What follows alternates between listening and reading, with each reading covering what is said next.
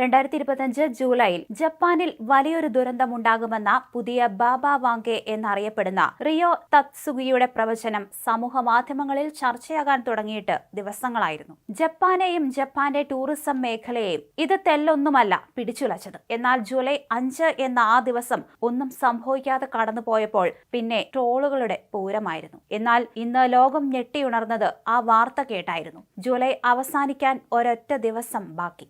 ആഞ്ഞടിച്ച് tsunami. ഒടുവിൽ ആ പ്രവചനത്തെ ട്രോളിക്കൊന്നവർക്ക് തെറ്റി. റിയോ തത്സുഗയുടെ പ്രവചനം ഒടുവിൽ യാഥാർത്ഥ്യമായി. റഷ്യയിലെ കിഴക്കൻ മേഖലയിലെ കാംചത്ക ഉപദ്വീപിലുണ്ടായ അതിശക്തമായ ഭൂചലനത്തെ തുടർന്ന് ജപ്പാനിലും റഷ്യയിലും സുനാമി തിരകൾ ആഞ്ഞടിച്ചു. സുനാമി തിരകൾ കരയിലേക്ക് കയറി. 8.8 തീവ്രത രേഖപ്പെടുത്തിയ ഭൂചലനമാണ് റഷ്യയിലുണ്ടായത്. മനുഷ്യ ചരിത്രത്തിൽ രേഖപ്പെടുത്തപ്പെട്ട 6ാമത്തെ വലിയ ഭൂചലനം. ഏകദേശം 2000 പേർ താമസിക്കുന്ന ഒരു തുറമുഖ പട്ടണമായ സെവേറോ കുറിൽസ്ക് നിലവിൽ വെള്ളത്തിലാണ്.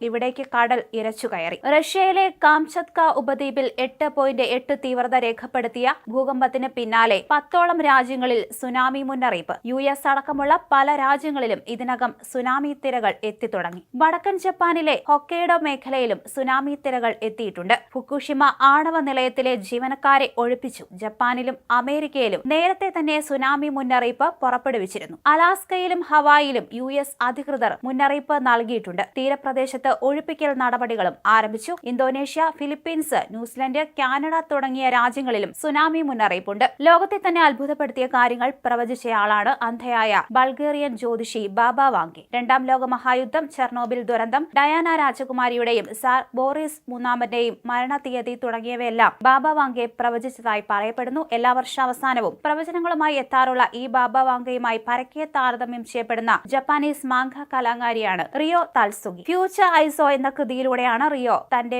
പ്രവചനങ്ങൾ നടത്താറുള്ളത്. റിയോ കാണുന്ന സ്വപ്നങ്ങളെ ആസ്പദമാക്കിയാണ് 1999 ഇവർ കൃതി പുറത്തിറക്കിയത്. ഇതിൽ അവർ പലപ്പോഴായി കണ്ട സ്വപ്നങ്ങളാണ് രേഖപ്പെടുത്തിയത്. അതിന്റെ കവർ പേജിലായിരുന്നു 2011 ദുരന്തത്തെ പറ്റിയും പറഞ്ഞത്. അങ്ങനെയെല്ലാം സത്യമാകുന്ന ഒരു പ്രവചനങ്ങൾ തന്നെയായിരുന്നു റിയോയുടേത്.